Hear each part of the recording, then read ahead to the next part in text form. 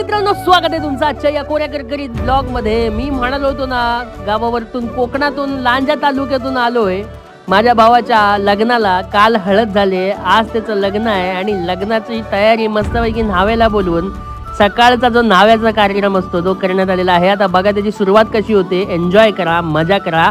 कोकणी पद्धतीतला साखरपुडा, लग्न, हळद आणि हे सगळे कार्यक्रम मी तुम्हाला दाखवतोय.